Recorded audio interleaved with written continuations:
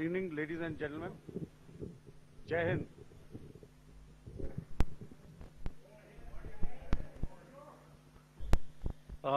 Welcome to this special press conference on Operation Sindoor. We will begin with opening statements by the three senior officers to my right here, who have been directly overseeing operations during Operation Sindoor.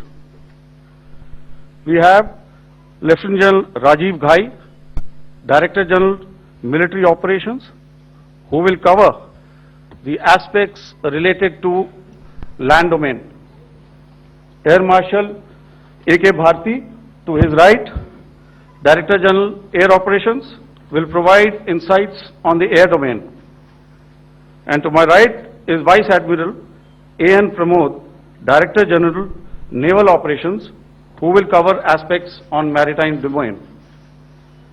Following their briefings, we will move on to the question answer session.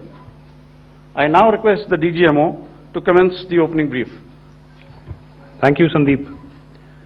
A very good evening to all of you, ladies and gentlemen. You are all by now familiar with the brutality and the dastardly manner in which 26 innocent lives were prematurely terminated at Pahalgam on the 22nd of April. When you combine those horrific scenes and the pain of the families that the nation witnessed with numerous other recent terrorist strikes on our armed forces and defenseless civilians, we knew that the time had arrived to make yet another compelling statement of our resolve as a nation. Operation Sindoor was conceptualized with a clear military aim to punish the perpetrators and planners of terror and to destroy their terror infrastructure. What I do not state here, of course, is the often stated determination of India and its intolerance to terror. It set into motion a very diligent and microscopic scarring of the terror landscape across the borders and the identification of terror camps and training sites. The locations that emerged were numerous, but as we deliberated more, we realized that some of these terror hubs were now bereft of any presence and had preemptively been vacated, fearing retribution from us. There was also a term of reference and our own binding, self-imposed restriction to target only terrorists and thus prevent collateral damage. There were 9 camps that you are now all familiar with, which were confirmed by our various intelligence agencies to be inhabited. Some of these were in POJK, while there were others that were located in the Punjab province in Pakistan. Nefarious places such as Muridke, the hub center of the Lashkar-e-Taiba, has over the years bred infamous characters such as Ajmal Kasab and the likes of David Headley.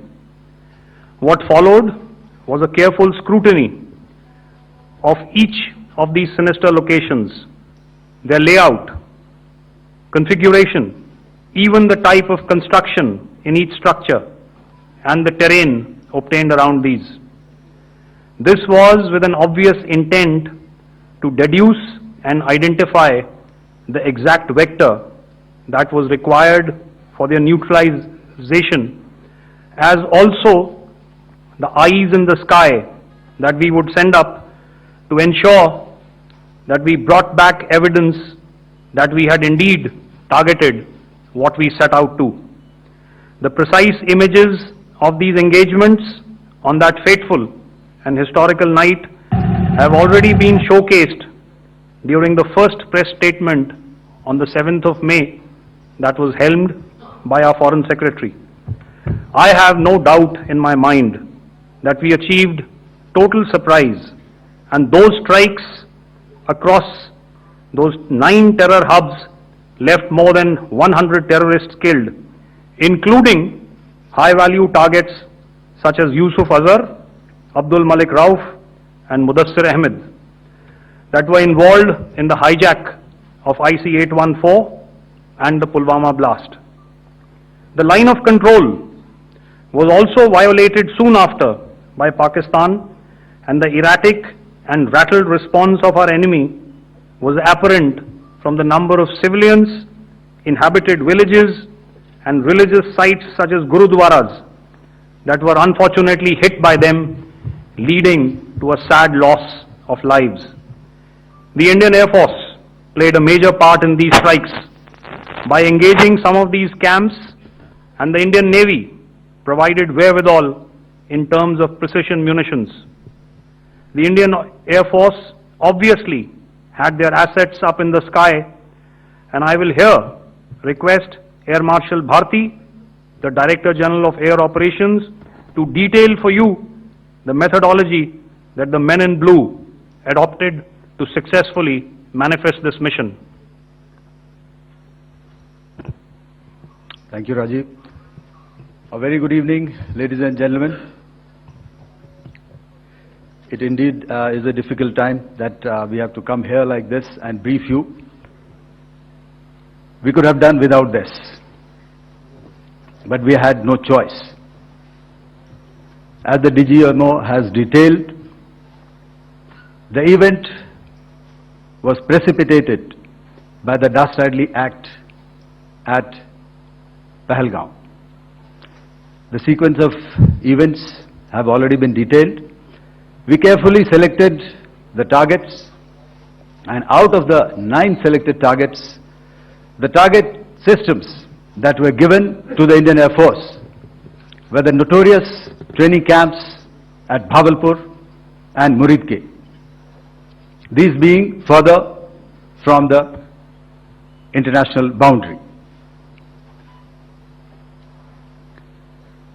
Through critical target system analysis, we analyzed what was to be done to annihilate these targets and plan to engage these targets with precision air-to-surface guided munitions so as to avoid collateral damage. The modalities of planning process I will not go through at this instant. However, what I would like to show you is the results that we achieved through our targeted air strikes. Could I have the second slide, please?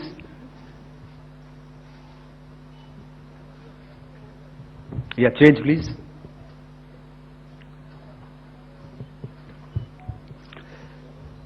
Okay. This is what the terror infra at Muridke looks like. If you see, north is as indicated, and to the right is east, where the international boundary lies. Could we have the next slide, please?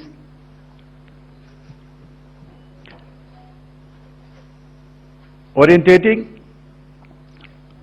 Just go back to one slide. Okay. Please have a look at this red building, the series of buildings out here, and this empty ground. Next. If you relate, the empty ground is here, and you see this is the first weapon that is impacting. This is the impact point number 1 on Muridke training camp with our precision guided weapons on early morning 7th. Next, please. Keep your eyes glued for the second weapon coming in and the second impact on the selected target point. Next slide, please.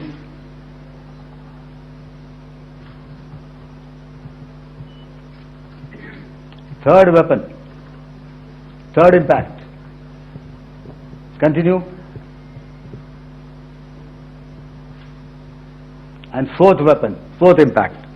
So through these targeted and precision targeting, we addressed the target at Muridke, which was the terrain infrastructure. Can you hear me? All right. Okay, I'll come closer to the mic. Now we go to the next target, which is the Bhavalpur training camp. Next slide, please. Okay, just wait. So the effect, if you see, the impact point, if I can point out, this is the impact point. The ammunition has gone through the roof and it has created a blast inside, the photographs of which you would have, all of you would have seen. And the red building, after that there was this double-story building. It has been completely decimated by precision targeting. Next, please. The target system which was in the north, a series of buildings. I will show you how it looked. Next. Completely destroyed by our precision targeting. Next. Now coming to Bhavalpur, this is the target complex that we are dealing with, a fairly large target complex. So we had to carefully choose the points that we needed to address, which were high value and which would meet our stated objectives of eliminating the terrorists. I would like to draw your attention to this red canopy, and in relation to that I would cover the targets. One target system is a series of buildings here, other one here and other one out here. Next slide, please. This is how it looked before and this is how the building looked after the impact of the weapon, and orientation in relation to this red canopy you can see here. Next, please. Before, next, and after. The roofs have completely collapsed. Next. This is the target system. Next. Precision targeting, and we have achieved our objectives here. Next. All right. So that was what we did on the 7th. Our objective was to address these two terrorist camps, and that we did with precision. And thereafter, we maintained a robust air defense posture, because remember, our objective was to target the terrorists and terrorist infrastructure, not any other infrastructure, not the Pakistani military, not the Pakistani any other infrastructure. So that is what we have maintained on the 7th of May.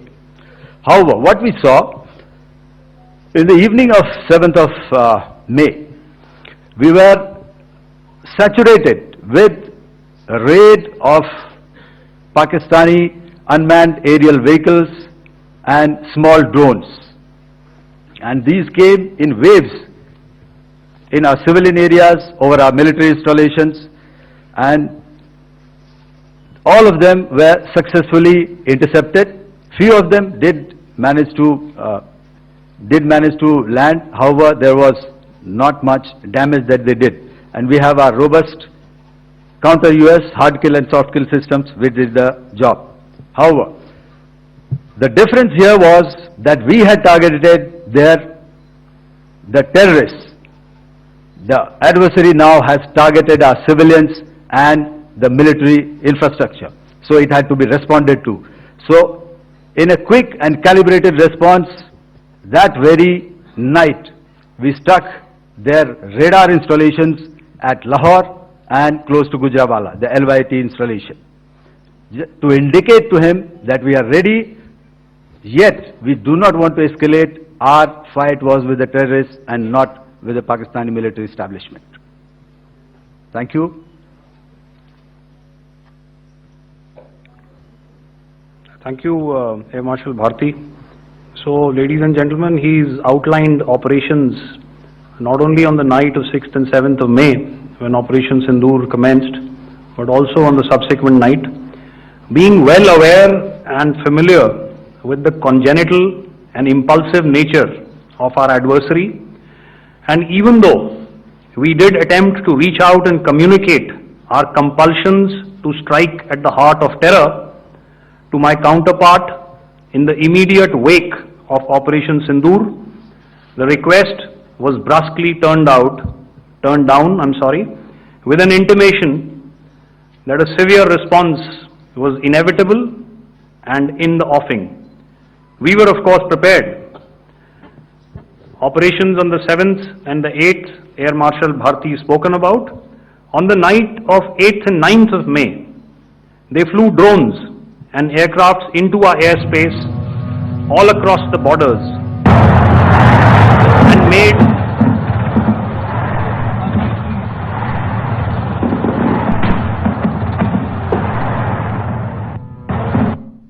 made largely unsuccessful attempts to target numerous military infrastructure. Violations on the line of control by Pakistan also commenced yet again and precipitated into fierce arty engagements. The air operations on the night of 8th and 9th of May, I'll yet again request the DG Air Operations to cover.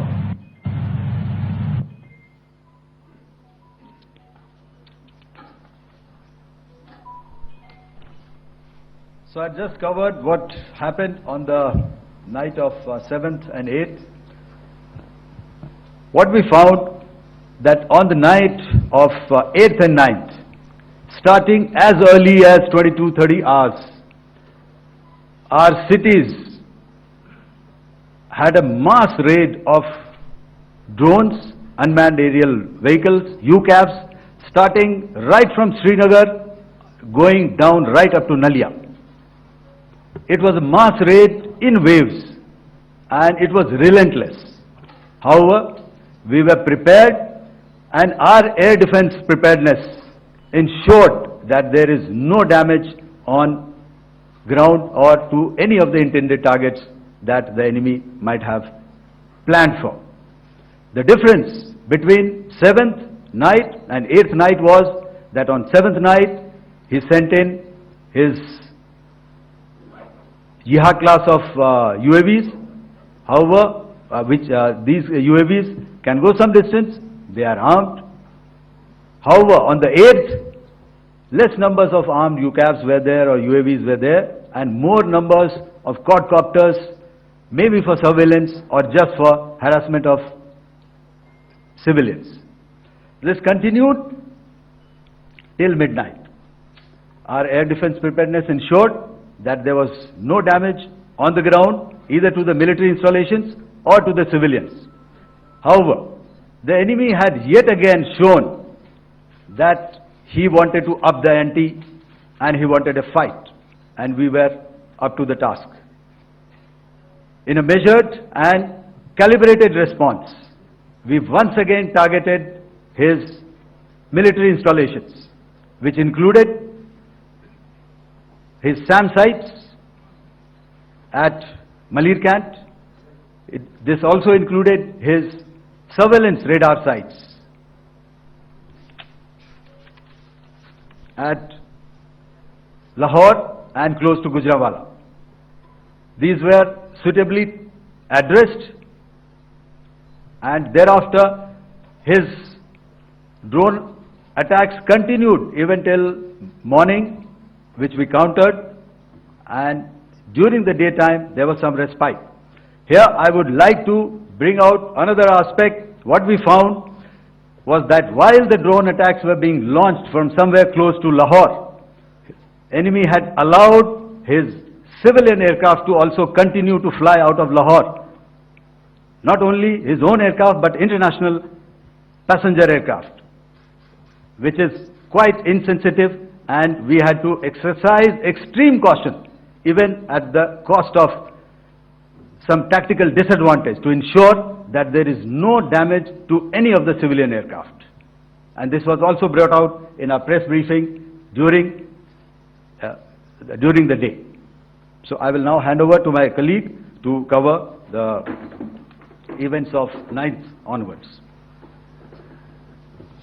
On land, we also undertook certain measures such as deployment of air defense and electronic warfare assets to establish an integrated grid with the Indian Air Force, and I have seen and heard some of you wax eloquent about the benefits of such an architecture when it comes to negating and combating air intrusions. We also carried out deployment to include movement of our forces in the land, sea and air domains. The night of the 9th and the 10th of May saw similar intrusions by drones and aircrafts, and this time there was a concerted effort to target airfields and some very, very important logistic installations, albeit yet again unsuccessful and denied gallantly and efficiently, I must say, by the integrated Indian Air Force and Indian Army Air Defense.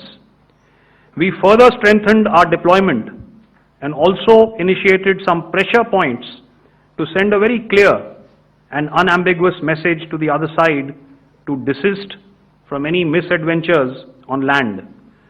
Some of the airfields and dumps saw repeated attacks in waves from the air. All were thwarted.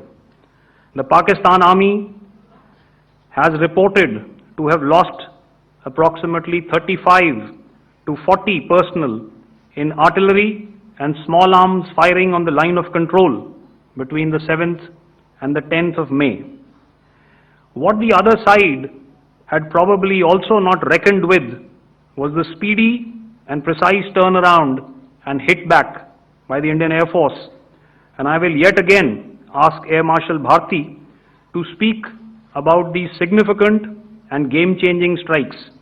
I will thereafter request Vice Admiral Pramod, my colleague and Director General of Naval Operations, to tell us about some very telling naval maneuvers in the Arabian Sea that exerted pressure on the night of 9th and 10th of May. Over to you, sir. Thank you.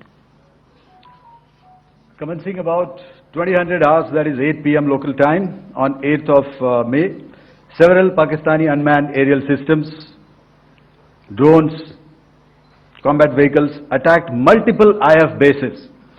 These included Jammu, Udhampur, Pathankot, Amritsar, Bhatinda, Nal, Dalhousie, Thois, Jaisalmer, Uttarlai, Falodi, Nalia. These were almost simultaneous and they came in waves. All our AD guns and other systems were waiting for them. All these waves were neutralized by our trained crew using the air defense systems that they have, and also some of them were utilized using our legacy systems like Pechoras and IF Summer, which we have recently acquired, and some were neutralized by the Garud snipers. There was no damage on ground from these incursions and these mass raids, if I could call them, from the Pakistani side. However, following these relentless attacks on our air bases, on our forward positions and on our civilian targets, this was time to convey some message to our adversaries. And therefore, a decision was taken to strike where it would hurt. And towards that, in a swift, coordinated, calibrated attack, we struck his air bases, command centers, military infrastructure, air defense systems across the entire Western Front. The bases we struck include Chaklala, Rafiki, and mind you, Chaklala is Islamabad. Rahim Yar Khan, Sakar, sending a clear message that aggression will not be tolerated. This was followed by strikes at Sargoda, Bholari, Jacobabad. We also struck the C2 centers at Murid, the UAE complex at Murid, Rafiki, radar at Chunia, which I will show you, Rahimyar Khan airfield, and the unmanned combat aerial vehicle hangar at Sakar. I would like to reiterate here that we have the capability to target every system at these bases and more. However, it was only a measured response to instill good wisdom to our adversary to refrain from further escalation. IF response was directed only at military installations, avoiding civilian and collateral damage. I would now like to show you some of the effects that have been achieved as a result of our air operation.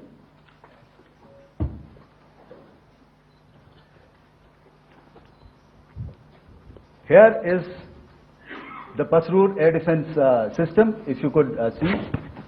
Zoomed up view, this is the radar mounted on a high tower. And after the strike,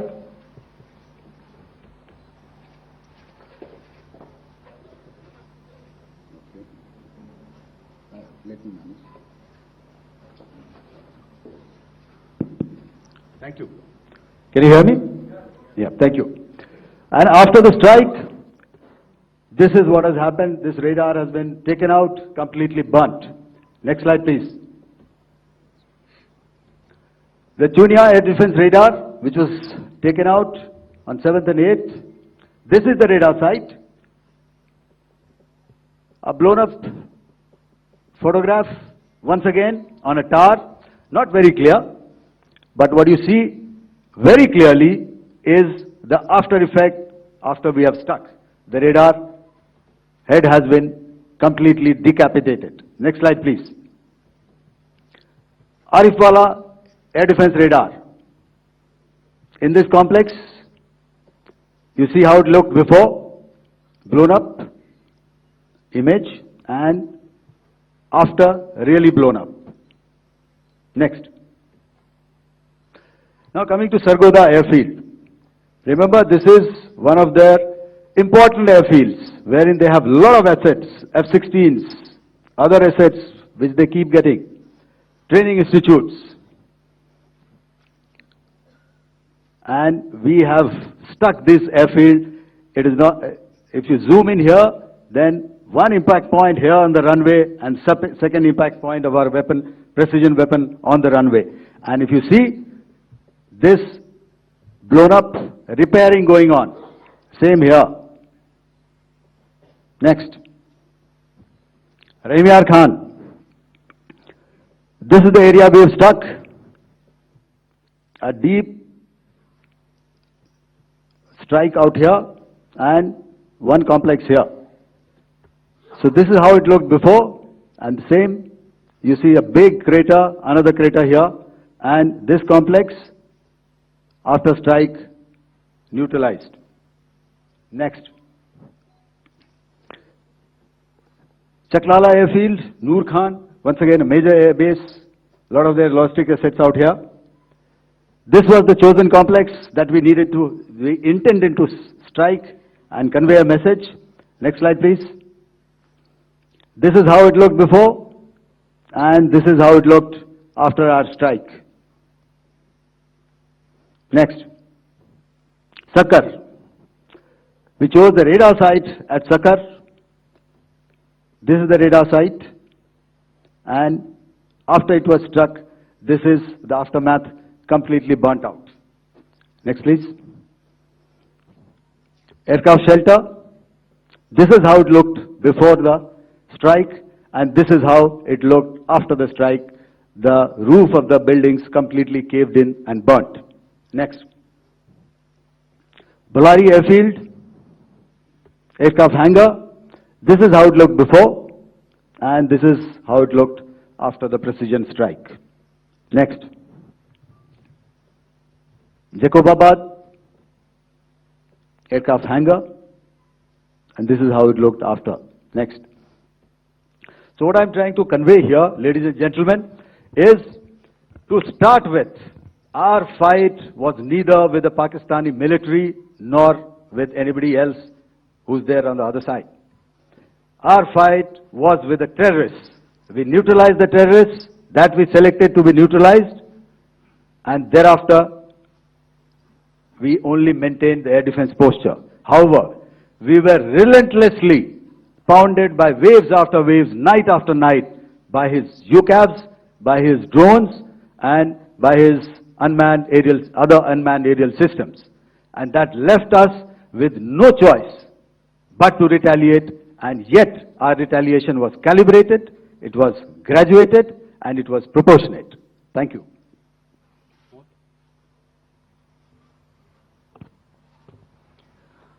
Good evening, ladies and gentlemen.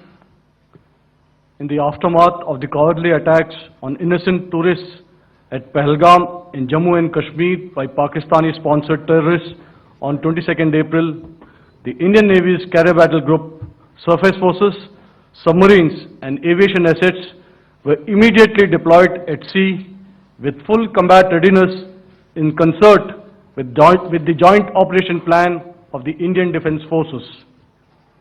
You may be aware that we tested and refined tactics and procedures at sea during multiple weapon firings in the Arabian Sea within 96 hours of the terrorist attack. The aim was to revalidate our crew, armament, equipment and platform readiness to deliver various ordnance on selected targets precisely. Thereafter, our forces remained forward deployed in the Northern Arabian Sea in a dissuasive and deterrent posture with full readiness and capacity to strike select targets at sea and on land, including Karachi at time of our choosing.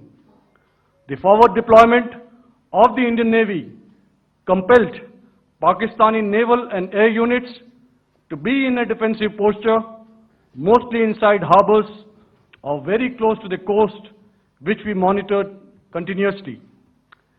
The Indian Navy maintained seamless maritime domain awareness throughout the duration and was entirely aware of the location and movement of Pakistani units. In effect, we had and continue to have good battle space transparency using our maritime domain awareness grid. As you are aware, our response has been measured, proportionate, non-escalatory, and responsible from day one. Accordingly, the calibrated approach considered all options, including the ability of the Indian Navy for offensive action from and at sea. As part of this escalation control mechanism, the application of force by the Navy was planned in a synchronized manner in coordination with the Army and Air Force, the highlight being teams from the three services working closely in an integrated manner. Along with the kinetic actions by the Indian Army and Indian Air Force, the overwhelming operational edge of Indian Navy at sea contributed towards Pakistan's urgent request for a ceasefire yesterday. As we speak, Indian Navy remains deployed at sea in a credible deterrent posture to respond decisively to any inimical action by Pakistan or Pakistan-based terrorists. Thank you. Samno Varna, Jai Hind. Now I'll hand over to Director General Military Operations for further proceedings. Ladies and gentlemen, on the 10th of May, in the morning, even as we were getting into a huddle to wargame the events of the previous night, a routine exercise, I received a message on hotline from my counterpart in Pakistan seeking my willingness to communicate. Since our initial aim was to strike at terror camps, and all our actions in the subsequent days were in response to the intrusions and violations by the Pakistan Air Force and its army, it was decided that I would indeed speak with my counterpart. You are already aware I've seen it being covered on national television, that my communication with the Pak Dgmo was conducted at 15:35 hours yesterday and resulted in cessation of cross-border firing and air intrusions by either side with effect from 1700 hours 10th of May, after he proposed that we cease hostilities. We also decided to further speak on the 12th of May, that's tomorrow, at 1200 hours, to discuss the modalities that would enable the longevity of this understanding. However, disappointingly, and must I add, expectedly, it took only a couple of hours for the Pakistan Army to violate these arrangements by cross-border and across the line of control firing, followed by drone intrusions across the expanse of the Western Front through last night and in the early hours of the morning today. These violations were responded to robustly and dealt with as they must be. We have earlier today sent another hotline message to my counterpart highlighting these violations of the understanding between the DGMOs on the 10th of May and our firm and clear intent to respond to these fiercely and punitively, if repeated tonight, subsequently or later. In this regard, I must inform all of you that the Chief of Army Staff has earlier today conducted a security review and has granted full authority to our Army commanders for counter-actions in the kinetic domain in case of any violation by Pakistan. In the end, I pay my solemn homage to my 5 fallen colleagues and brothers from the armed forces and civilians who have tragically lost their lives in Operation Sindoor. Our hearts go out to the bereaved families, and we express our solidarity to them in this lifetime and beyond, at this grave juncture in their lives. Their sacrifices shall always be remembered and spoken of in glowing terms by a grateful nation. We have thus far, ladies and gentlemen, exercised, and my colleague Pramod highlighted this, immense restraint, and our actions have been focused, measured, and non-escalatory. However, any threat to the sovereignty, territorial integrity, and safety of our citizens will be met with decisive force. Jai Hind. Okay, ladies and gentlemen, we are now open for questions. All right, now since I would not know all of you, I would expect you to please raise the placard or your hand, and once I indicate, I expect you to please give out your name and the media group that you belong to.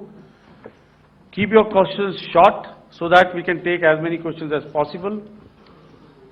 Also, ladies and gentlemen, kindly bear in mind that confidential aspects may not be answered by the 3 DGMOs. Right. I've got a lot of hands there. Let me start from the left. Left foot always in front when we start marching. So here we have to the left, okay. Yeah, 238. Hello. So this is Manas Pratimugyan from PTI, Press Trust of India. So the understanding that was reached yesterday on stopping the military operations and actions, was it for just 3 days? And what would be the cost escalation if there is violation of this understanding by the Pakistani side? And my subsequent question would be that we have a kind of ceasefire agreement with Pakistan that was finalized in 2003. So will there be some kind of similarities in frameworks between the two kind of understandings, 2003 ceasefire agreement and the current understanding on stopping military operations? And again, what are the cost that will be incurring on Pakistan if Pakistan again resorts to this kind of terrorist activities, because we have made it very clear that the cost will be very high. So I would like to have your thoughts on it. Okay, so I'll answer the latter part of the question first. I also want to add that while the initial ceasefire agreement, as you correctly pointed out, is of the 2003 vintage, but I must remind you that in 2021, in the month of February, and this was then when the crisis in eastern Ladakh was also on, the two DGMOs had spoken and arrived at a ceasefire understanding that lasted right up until this unfortunate attack at Pahalgam.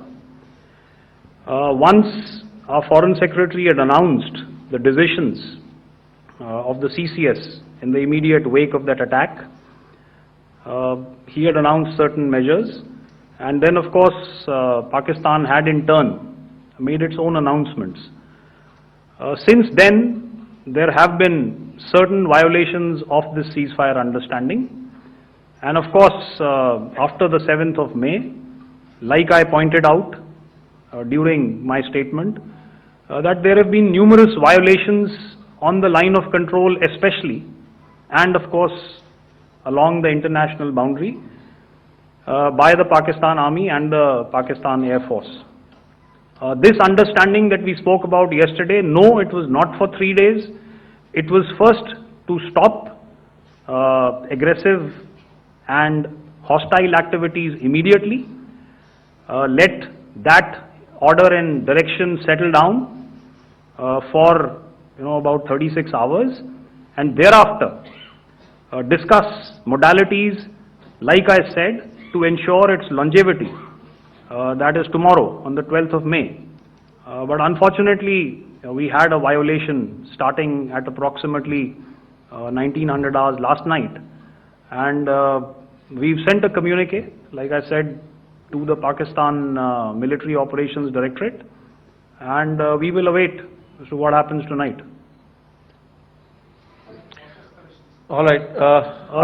The cost escalation, I'll leave it to your best imagination. I've already said that the response will be fierce and punitive. Now, the right foot forward. Yeah.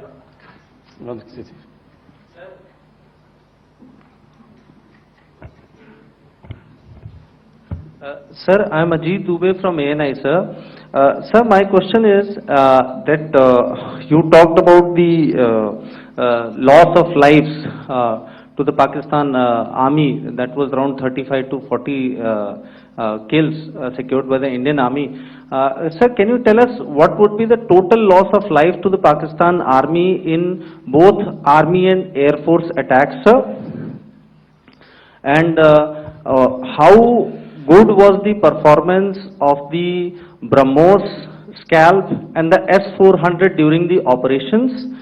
And sir, since we have sir, just one No line, multiple sir. questions, please. Sir, All right. and since sir, we have achieved such a spectacular, we have made good achievements in this entire operation, can we say that we have emerged victorious, or we have a big upper hand over the Pakistanis in this entire conflict?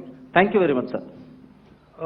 So I'll answer the question about the loss of lives on the other side. Of course, there are various means to ascertain that number.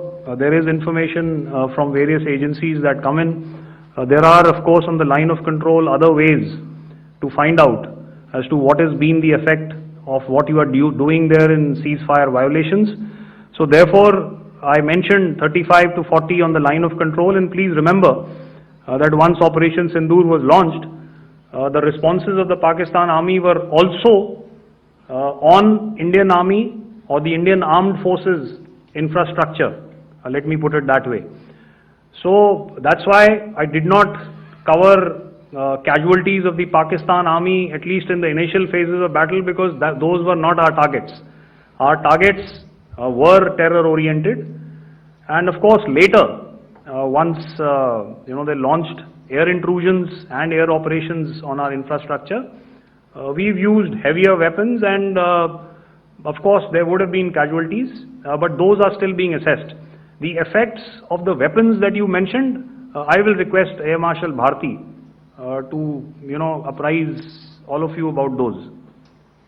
Good evening, Mr. Sujit. How are you? Ajit. Okay, we're meeting after some time. I never mentioned about any of the weapons that we used. Check. Okay. What I was saying, that I never mentioned of any of the weapons, the caliber that we used. All right. So we'll leave it at that. Those are matters of operational details which I would not like to go into. But suffice to say that whatever methods and whatever means we have chosen, it had the desired effects on the enemy targets. How many casualties? How many injuries? Well, to start with, our aim was not to inflict casualties, but in case there have been, it is for them to count. Our job is to hit the target, not to count the body bags. And the last part of your question, I wonder if you read out the tweet on ADG-PI at midnight once we'd done what we had to in Operation Sindoor. And that's credit to my friend here on the left. Justice has been served, Ajit. That is all that I will say. Ajit, I'll request you to, refrain putting words into his mouth. All right. Yeah, I'll come back to the left. 147. Sorry, 47. No, 47. Did I see it here or? Yeah. Good evening, gentlemen. Sorry, 147, I saw it there. Sorry. Yeah, since I've already said, 147, start please. Hi sir, good evening. This is Shivam Patel from Reuters News Agency. Thank you for giving me the opportunity. My question, sir, is how many military targets did Indian Armed Forces strike in Pakistan in response to the attacks from Pakistan? How were these targets selected? And how many troop casualties have been there in total on both sides, if you can give details? Thank you. I'm sorry, where are you? I haven't spotted his... Here's to the right. Okay. Can you just repeat that for me, please? Sure, sir. So my name is Shivam Patel. I'm from Reuters News Agency. My question is, how many military targets in total did the Indian Armed Forces strike in Pakistan in response to the attack from Pakistan? How were these targets selected? And how many troop casualties have been there on both sides, if you can? So you're speaking of the targets that I mentioned in the wake of the attack at Pahalgam, right? Yeah, I think it's amply clear to everybody here that the Pakistan Army has not crossed the international boundary, neither in the plain sector nor on the line of control. So the intrusions have been in the air. There have been certain attempts on the line of control when ceasefire violations have been on to try and infiltrate and carry out and perpetrate activities that we are all very well familiar with. Whether these are by terrorists or by the Pakistan Army or its special forces and commandos is difficult to say, but each of these have been effectively thwarted. So therefore, as far as engagements of military targets on the other side is concerned, I thought Air Marshal Bharti covered those very well and in detail, and he also mentioned as to how they went about targeting those. I think those images were very clear and very, very graphic in telling us as to what we needed to hit. And you'll remember right at the outset I said that we even went into what was the construction in each of these locations and therefore decided on the vector that had to be utilized. Please.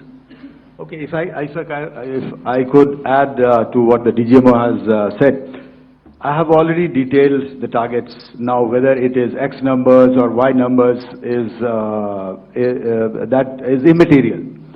And what damage have we inflicted? You have seen. What are the casualties on the other side? As I said, that is for them to count. As far as we are concerned, from the air defense side, if they had a choice, they would have definitely come in. They are fighters, there are more numbers of UCAVs. It is not that they did not intend to come in. It is only that our robust AD posture prevented them from coming in. So that must be known, and that must be realized by all the audience here. Yeah, I'll come to the left now, 24.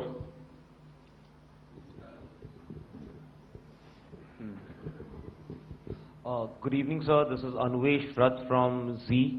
Sir, I wanted to know on the first briefing which was done by FS and two representatives from Air Force and Army, you showed a list where there was 21 places in that list. You have stuck 9.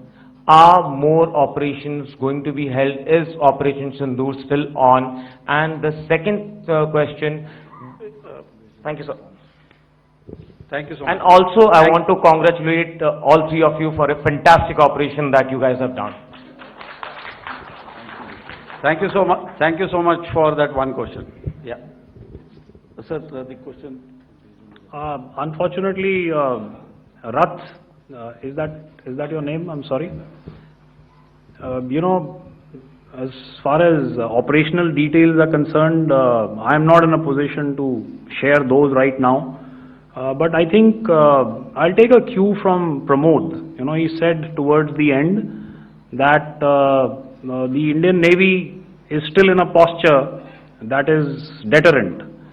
And I have already made it very clear towards the end of what I said that it's only a couple of hours ago that the Chief of Army Staff has carried out a security review and he's authorized our Army commanders to deal with violations of any kind from across the borders in a manner that they deem fit.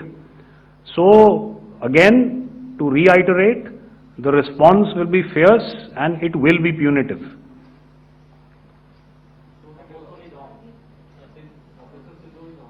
Yes. 163.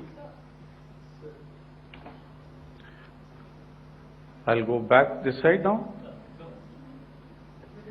Yeah, 255. She said middle wale kya karenge, so 255.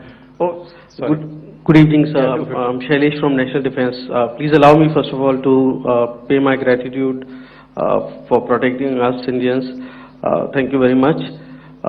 Sir, since the enemy has been talking about taking down our aerial platforms, it would be deemed fit in case we can reveal that we have taken down their fighter jets. What could be the number? Though you said that they may be not good to reveal the platforms, but since this has come from various quarters in Pakistan, so I believe that we need to answer, in case if you can, sir, if you may allow. The question is for me? Yes, sir. Okay, and if I get it right, you want to know how many of their planes we have downed? Yes, sir. Yes, sir. All right. See, as I said, their planes were prevented from coming inside our border. All right. So we do not have the wreckage with us, but definitely we have downed a few planes. Numbers, we would not like to hazard a guess out here. Okay. I have the numbers. Okay, and we are getting into the technical details of it to establish it. So I would not like to put a figure at this time, but definitely there are losses from their side which we have inflicted. Were they, please don't ask. Were they fourth generation plus, sir? No, See, Sir, you're putting words into my mouth. Why do you say fourth generation? Let us make it high tech. Thank you so much. all right. Yeah, 163.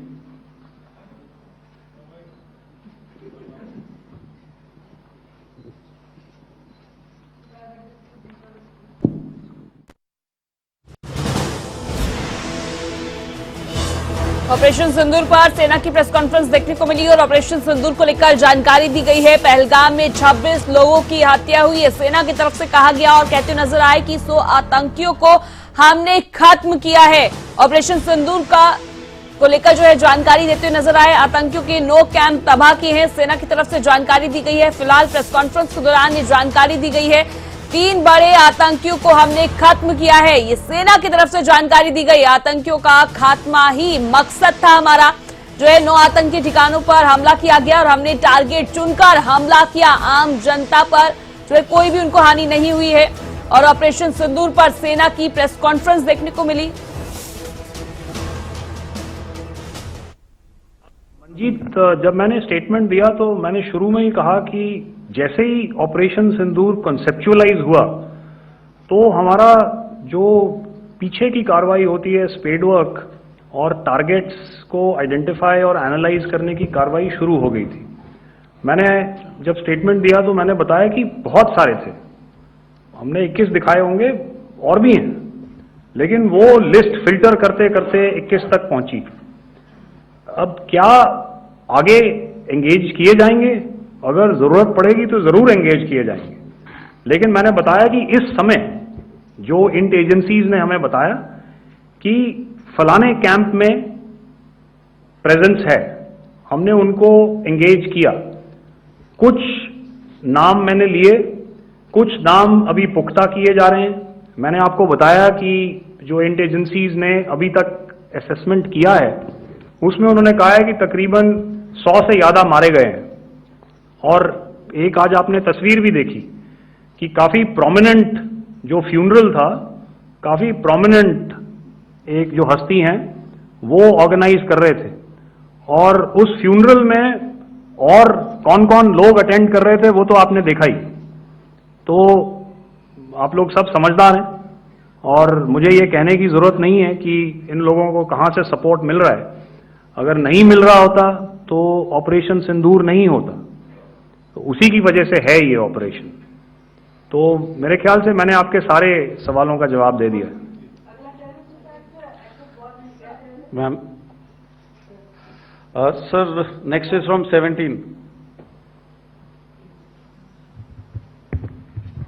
Sir, मेरा नाम अंजू निर्वाण है, TV9 Bharatvarsh से।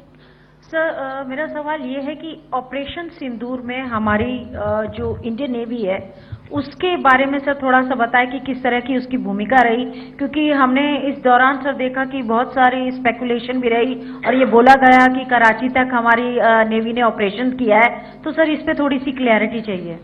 और sir हमने कौन कौन से फाइटर एयरक्राफ्ट डाउन किए हैं, अगर उसका भी थोड़ा सा क्लैरिटी मिल जाए तो अच्छा रहेगा।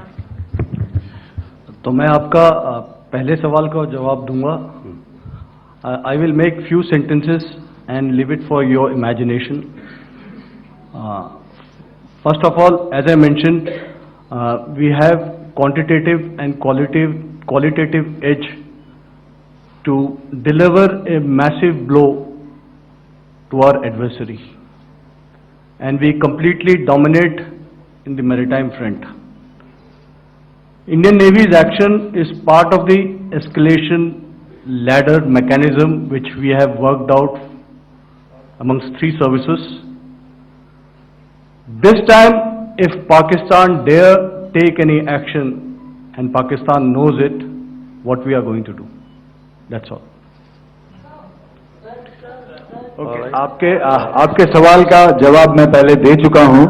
आपके सवाल का जवाब मैं पहले दे चुका हूं, इसलिए मैं बस उस तक ही सीमित रखूंगा और इतना कहना चाहूंगा कि आने वाले दिनों में आपको खुद ही पता चल जाएगा और ऐसी बातें छुपी नहीं रहती हैं, तो पता चल जाएगा। So at this time we just let it be. Okay, ladies and gentlemen, we have 1 or 2 more questions, sir. So, please. They are going to be outside. You can speak to them there also. 104. 104.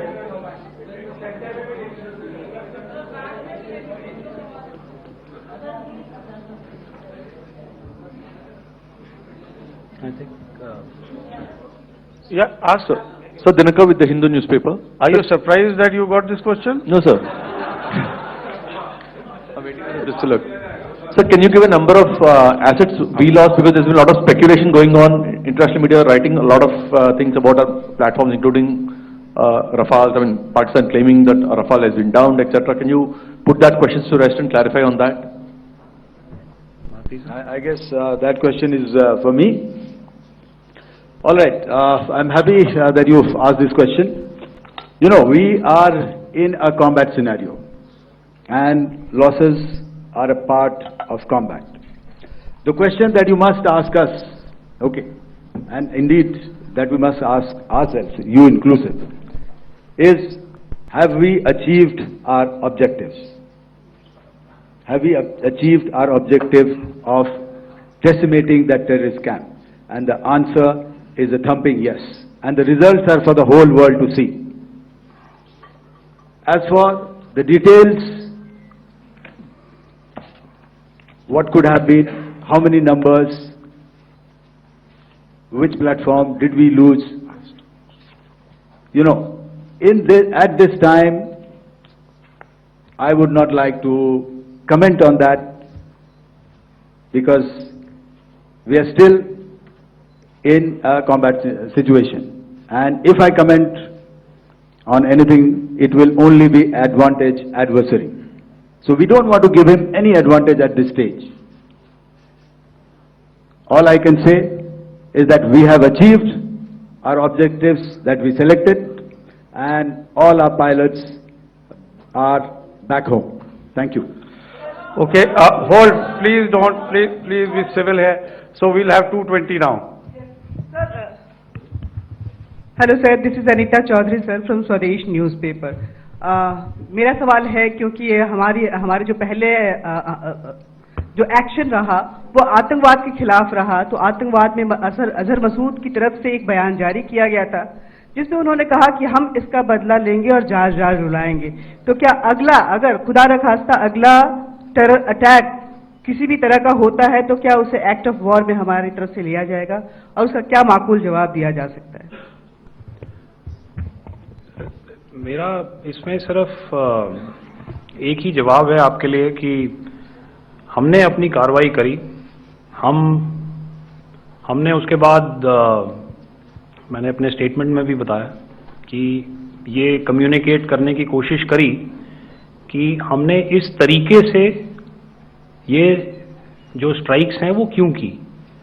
लेकिन जो हमारा adversary है उसने जैसे मुनासिब समझा वो कार्रवाई करी। तो आपने देखा कि ये जो एक्टिविटीज चल रही हैं 3-4 दिन से, ये कोई वॉर से कम नहीं है। नॉर्मल सर्कमस्टांसेस में एक दूसरे देश की एयरफोर्सेस हवा में नहीं उड़ती हैं और एक दूसरे के ऊपर स्ट्राइक्स नहीं करती हैं। हर रात इंट्रूजन्स नहीं होते हैं।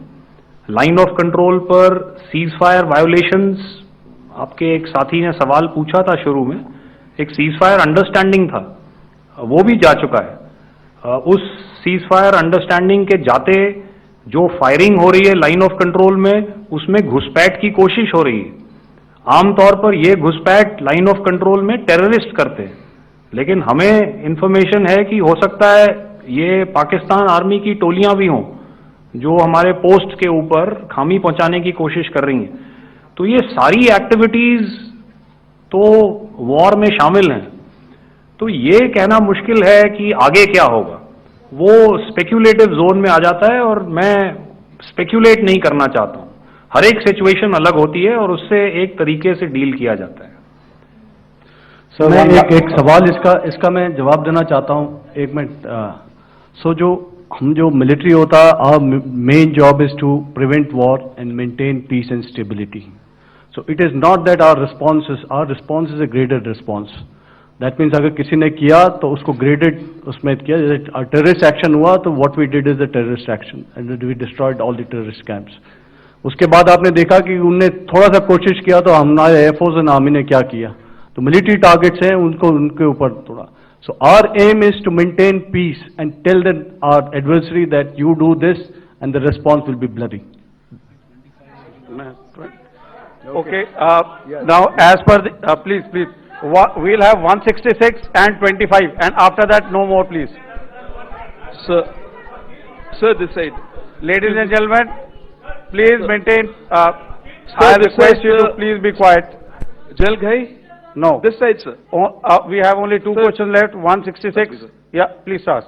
So I'm Rahul Singh from Hindustan Times, sir. So you were totally on top of the game in the kind of losses you've inflicted on the enemy. I mean, we saw the slides and everything. So it kind of comes across that you were batting it 99 and you decided to declare your innings. What are your thoughts on that, sir? And do you think, are you weighing the option of the Pakistan army using this time, buying this time of the so-called ceasefire or the understanding? And you talked about how they could not be trusted. So buying time to kind of build up their war reserves, getting stuff from their friends like Turkey or China, are we considering that possibility, sir? Look, see, the call came from the Pakistani side to speak about cessation of hostilities. What pauses mean during such conflicts is known to everybody. You know, I don't want to go into the pros and cons of how preparation for war is made. You know, that is a process in itself. But I think my senior colleague here, the DG Air Operations, spoke, or he alluded at least, you know, to what this operation was precisely and specifically meant for. And I think that's something that we achieved, you know, right at the outset. Had we had the option not to go further, we probably wouldn't have. But we've been compelled to be in this situation. And as you've seen, the armed forces of India, and you know, you've got the three Director Generals sitting here, we are always prepared to face any eventuality. And like I said, that's for the sovereignty, the territorial integrity, and the safety of our citizens. So whatever has to be done will be done. You know, I'm not so concerned about what Pakistan will do in this time. I'm only concerned about what we will do. We have a roadmap and a plan, and we will follow it diligently, and we will follow it to the T. You know, that's the contention that I want to make here today. Ma'am, please. Okay, the last question, and ma'am, 25, she has been asking since the first one. Sir, I'm Nandita. Sir, she's not asking a question. Sir, I'm Nandita Dagar, DAGAR from DD News and DD India. Sir, I wanted to ask you that my question is to General Ghai. Sir, you spoke to your counterpart yesterday and the Pakistani counterpart. Sir, what is the Indian Army's assessment that despite that agreement, that talk that you had, despite that agreement coming into effect at 1700 hours yesterday, why did they violate it? And number two, yesterday at the Joint Defense Ministry and Foreign Ministry briefing, Wing Commander Vyomika Singh and Colonel Sophia Qureshi had told us that we have cited the Pakistani troops amassing at the borders and at the LOC. Sir, has that situation changed? Have they withdrawn? And sir, if in case, despite now there is a lull, of course, but if tonight again, if the enemy again carries out shelling and aerial intrusions through drones, what is going to be our response, sir? Thank you. So, without outlining the specifics of that response, I've already made it clear that there will be a response and it will be fierce and it will be punitive. Why the Pakistan Army chose the option of violating the understanding that was arrived at earlier yesterday, I think that's a question that we best answered by the Pakistan Dgmo. I wouldn't be able to, give you that. But, in situations such as these, and if you go back into any conflict, sometimes these understandings take time, to fructify and manifest on ground. But without, getting into the reasons. It is our mandate to be prepared at all times, and that we were. It's not as if because there was an understanding we weren't prepared. I must tell you that the armed forces were on a very, very high alert, and they continue to be in that state even as we speak. All right. Ladies and gentlemen, please, ma'am, please. Okay, thank you so much for coming today. Those who have missed asking a question, those who have missed, see, I knew I'll grab this attention from you like this. Those who have missed the opportunity to ask a question can give me a written one. I'll definitely get back to you with that. And also, they are they are invited for a cup of tea in my office day after tomorrow. Thank you, ladies and gentlemen, for coming. Thank you. They are they are invited for a cup of tea in my office day after tomorrow. Thank you. Operation Sindoor पर सेना की press conference और press conference के दौरान जो है operation सिंदूर को लेकर जानकारी दी गई। पहलगाम में 26 लोगों की हत्या हुई, जो है पाकिस्तान की तरफ से जो है 26 लोगों को मारा गया और 100 आतंकियों को हमने खत्म किया है। सेना की तरफ से जानकारी दी गई है। आतंकियों के 9 कैंप तबाह किए हैं हमने ऑपरेशन सिंदूर के दौरान। ऑपरेशन सिंदूर को जो है अंजाम दिया गया, सफलतापूर्वक रहा। सेना की तरफ से जानकारी दी गई, 3 बड़े आतंकियों को हमने खत्म किया है, ये सेना की तरफ से अभी कहा गया। और आतंकियों का खात्मा ही मकसद था, आतंकियों पर ही हमला किया गया और मकसद केवल और केवल हमारा आतंकी ही थे और हमने टारगेट चुनकर कार्य किया। और मुरीदके में आतंकी अड्डा ध्वस्त किया गया। और ये बड़ी खबर आपकी टीवी स्क्रीन पर है। प्रेस कॉन्फ्रेंस के दौरान जानकारी देते हुए नजर आए। तीनों सेनाओं की प्रेस कॉन्फ्रेंस शनिवार को पाकिस्तान की डीजीएमओ से बातचीत हुई और वहीं पाकिस्तान डीजीएमओ ने बात करने की पेशकश की थी, ये डीजीएमओ की तरफ से कहा गया है। और 10 मई को दोपहर 3:35 पर पाक डीजीएमओ से बातचीत हुई। कल फिर दोपहर 12 बजे पाक डीजीएमओ से बातचीत होगी और पाकिस्तान ने सीज फायर तोड़ा तो जवाब मिलेगा। ऑपरेशन सिंदूर में हमारे 5 जवान शहीद हुए, ये जानकारी दी गई है। कहते हुए नजर आए, ऑपरेशन सिंदूर के दौरान जो है हमारे 5 जवान शहीद हो गए हैं। हमारा मकसद जो था केवल आतंकी थे और आतंकी ठिकानों पर ही हमला किया गया। इस पूरे मामले को लेकर जानकारी दी गई। कल फिर से जो है दोपहर 12 बजे पाक डीजीएमओ से बातचीत होगी।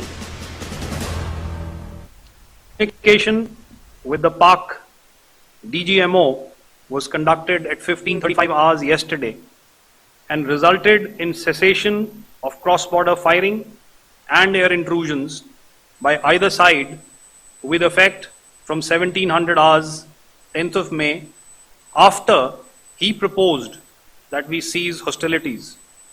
We also decided to further speak on the 12th of May, that's tomorrow, at 1200 hours, to discuss the modalities that would enable the longevity of this understanding.